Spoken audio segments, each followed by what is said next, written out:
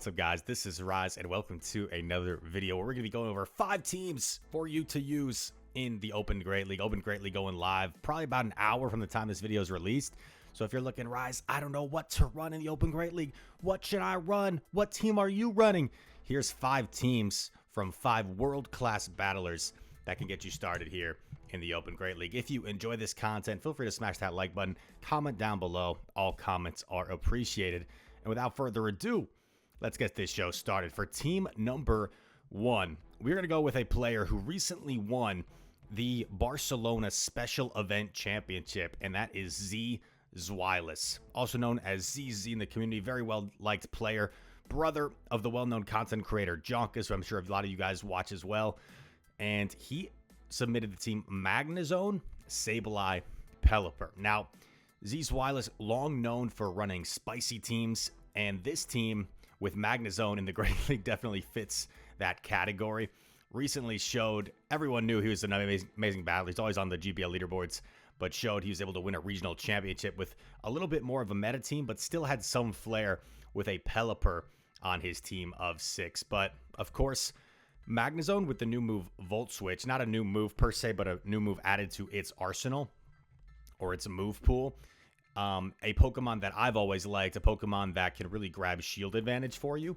And in the lead scenario, I guess you're hoping Magnezone can draw shields from the opponent, and you can sweep with your back line because both Sableye and Pelipper can be really dangerous up shields. Some core breakers for this team could include like Heliolisk is something I thought of immediately. Unova and Stunfisk in the lead would be quite bad, and something like a Diggersby as well in the lead could be pretty bad. But overall, a team that I think looks pretty fun, and I may give a go myself to start off the Open Great League cycle. That is team number 1, and team number 2 comes from another world-class talent, the young half Pato, half man, as I like to say, the Pato Man. And it's just a silly joke I like to make. But Pato Man is a youngster, and he's also a Worlds qualifier last season. Just finished as the runner-up to ZZ in the Barcelona special event. Was rooting for both Pato and ZZ. I kind of wanted Pato to win just because he's from Spain, so it would have been cool for someone to win in their hometown, their home country. But well-deserved to ZZ and a great run from Pato. He's rocking a more standard team of Medicham, Lickitung, and Shadow Sandslash. I put a star next to the Powder Snow fast move of Shadow Sandslash because Shadow Claw is probably the standard way to go, but I just kind of put Powder Snow in there myself because I just wanted to note that a lot of people have been running Powder Snow lately. The main reason being the Lickitung matchup. Powder Snow flips the Lickitung matchup quite significantly for Sandslash because you really only need 2 moves to knock out, as opposed to when you're doing little fast move damage with Shadow Claw, you're going to need 3 moves to knock out the Lickitung. So that's just one thing of note with this team. Medicham, Lickitung, one of the strongest cores right now in the Open Great League. With the nerf of Noctowl, Noctowl was the biggest core breaker to Medi Lickitung. So without Noctowl floating around, or flying around rather, there is not a whole lot that breaks apart that strong Medi Licky core. Some core breakers to this team could include Deoxys Defense in the lead. So Deoxys Defense, if you saw that in the lead, you might want to just play it out with Medi, soft lose, and then your Slash hopefully is going to be free in the back. Another core breaker could be Alolan Marowak. That'd be pretty bad to see in the lead. Luckily, Marowak isn't too common, so hopefully you could avoid that. But an Alolan Marowak lead would be pretty rough for this team. That is team number 2. And team number 3, we're going to take a flight over to Brazil, because this team comes from Mr. J.W. Naldo. I was able to meet J.W. Naldo in Japan for Worlds this past year, and he is also the champion of the LAIC competition from this past year, the Latin America International Championship. And now this team includes Gligar, Lickitung, and Dugong. So kind of similar to last team in a sense, right? You have your anti-steal in the lead, and you've got 2 things weak to counter in the back. Lickitung going to try and lure out those counter users, typically Medicham being the most common counter user. And Dugong, I've always loved as a closer. I haven't run it in tournaments. I kind of want to start bringing it to regional tournaments. But Dugong, with that ability to be tanky and also debuff the last Pokemon, is just such an effective closer. And Gligar, with the Aerial Ace and Dig buff, one of the few Pokemon to have multiple moves buffed in this recent season update, is just able to pace very fast and now is a pretty reliable counter to Medicham. I do like the normal Gligar for that reason, because it's going to take the Ice Punch a lot better than the Shadow Gligar. But Shadow Gligar has its pros as well, where that Dig is just going to be really nuking some things, and Aerial Ace as well going to be hitting a little bit harder. So, pretty straightforward ABB, weak to counter in the lead, lure out the counter user, Dugong closer type of team from JW Naldo. Team number 4, we fly to Maryland in the United States to probably have the most toxic team of the video, and that comes from Hot Pocket, former regional champion, popular kid in the community.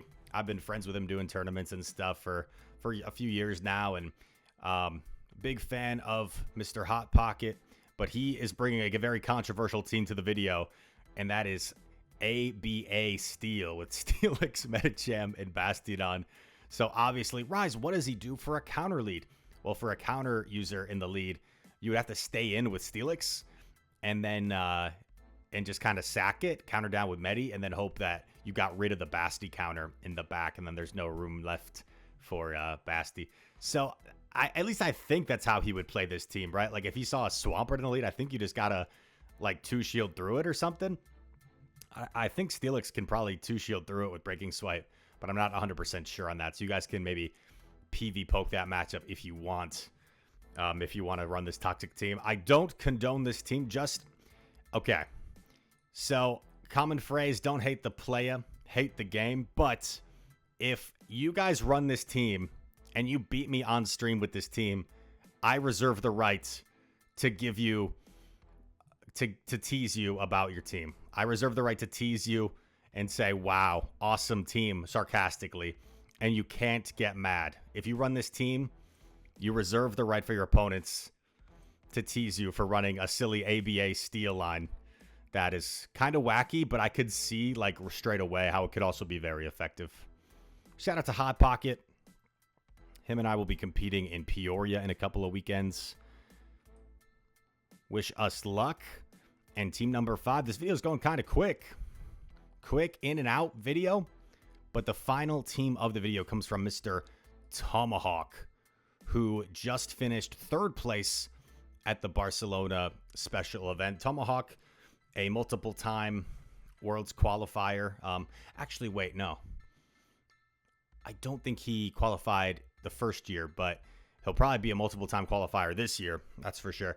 And just a very consistent, very good battler who is running a pretty different team, and he actually showcased these Pokemon at the Barcelona special event where he was running Mantine with Wing Attack, Aerial Ace, and Bubble Beam as opposed to Ice Beam, Diggersby with Quick Attack, Scorching Sands, Hyper Beam, and he ran Powder Snow, Ice Punch, Drill Run. Not sure if he opts for Shadow Claw with this specific team, but definitely having Bubble Beam on Mantine is interesting. I'd love to hear his certain thoughts behind that, because one crazy thing about Tomahawk's team in Barcelona, his team of 6 that is I don't know if he had a single Pokemon that had a standard moveset. Every Pokemon had like a unique moveset.